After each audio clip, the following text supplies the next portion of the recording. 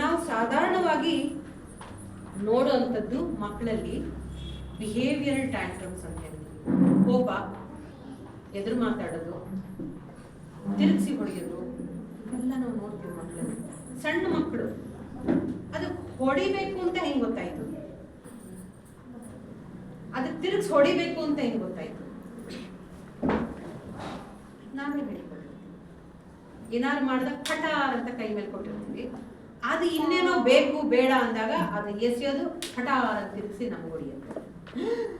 ಹೊಡೆದು ಬಿಟ್ಟ ತಿರುಗಿಸಿ ಹೊಡಿತ್ಯಾ ಅಂತ ಅದಕ್ಕೆ ಇನ್ನೊಂದೆರಡು ಹೊಡಿತೀವಿ. ಅದು ಕೋಪ ಬಂದಾಗೆಲ್ಲ ಹೊಡಿಯಕ್ಕೆ ಶುರು ಮಾಡುತ್ತೆ. So this is a replica. So we have taught the child ಹೆಂಗ್ ಹೊಡಿಯೋದು ಅನ್ನೋದು ನಾವು ಹೇಳ್ಕೊಡ್ತೀವಿ. ಸೊ ಬಿಹೇವಿಯರ್ ಟ್ಯಾಂಟ್ರಮ್ಸ್ ಇರುತ್ತೆ. ಎಷ್ಟು ಇದನ್ನ ನಾವು ಹೇಗೆ ಸರಿ ಮಾಡ್ತೀವಿ?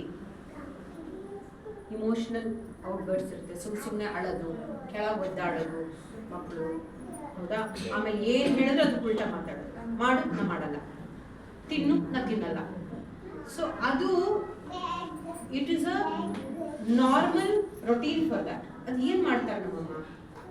ಈಗ ಹೊಡೆದು ನೋಡುತ್ತೆ, ನಮ್ಮಮ್ಮ ಹೊಡಿತಾಳ ಇಲ್ವಾ ಅಂತ ಇನ್ನೊಂದೆರಡು ಹೊಡಿಯುತ್ತೆ. ಒಂದು 4 ಹೊಡೆದ್ಬಿಟ್ರೆ ಅದಕ್ಕೆ ಸ್ಯಾಟಿಸ್ಫ್ಯಾಕ್ಷನ್. ಯಾಕೆಂದ್ರೆ ಅದು ಹೊಡಿತಾರೆ, ನಾನು ಹೊಡಿತೀನಿ ಅವ್ರು ಹೊಡಿತಾರೆ ಅಂತ. ನಾವು ಹೊಡಿದೆ, ನೀನು ಹೊಡೆದೆ, ನನಗೆ ಬೇಜಾರಾಯಿತು, ನಾನು ನಿಂಗೆ ಹೊಡಿತೀನ ಇಲ್ಲ ಅಲ್ವಾ, ನೀನು ನಂಗೆ ಹೊಡೆದೆ ಅಲ್ವಾ, ನನಗೆ ಬೇಜಾರಾಯಿತು. ಅದು it hurts. It's a learning. ಓ, ನಾನು ಹರ್ಟ್ ಮಾಡಿದ್ರೆ ಅಮ್ಮ ಮಾತಾಡಲ್ಲ, ಅಮ್ಮಂಗೆ ಬೇಜಾರಾಗುತ್ತೆ, ನಾನು ಹೊಡಿಬಾರ್ದು ಅನ್ನೋದು ಕಲ್ತ್ಕೊಳ್ಳುತ್ತೆ. ತಿರುಗಿಸಿ ನಾವೆರಡು ಹೊಡೆದ್ರೆ ಅದು 4 ಹೊಡಿಯುತ್ತೆ. ಅದು it's we are teaching in direct way how to we are encouraging that bad behaviour. So emotional outbursts ಸುಮ್ಮನೆ ಆಡೋದು. ಸೊ ಅವಾಗ ಹೇಳಬೇಕು, ನೀನು ಹತ್ರ ನೀನು ಸಿಕ್ಕಲ್ಲ, ಕರೆಕ್ಟಾಗಿ ಬಾಯಲ್ಲಿ ಹೇಳು ಏನು ಬೇಕು. ಕೊಡೋಕ್ಕಾಗೋದಿದ್ರೆ ಈಗ ಕೊಡ್ತೀನಿ, ಇಲ್ಲ ಈಗ ಸಿಕ್ಕಲ್ಲ, ಆಮೇಲೆ ಸಿಕ್ಕುತ್ತೆ. ರ್ಯಾಷನಲ್ ಆಗಿ ನಾವು ಯಾವಾಗ ಹೇಳ್ತಾ ಹೋಗ್ತೀವಿ ಆ ಮಕ್ಕಳಿಗೆ ಗೊತ್ತಾಗುತ್ತೆ ಇದು ಏನು ಪ್ರಯೋಜನ ಇಲ್ಲ ಆಡೋದ್ರಿಂದ ಅಂತ.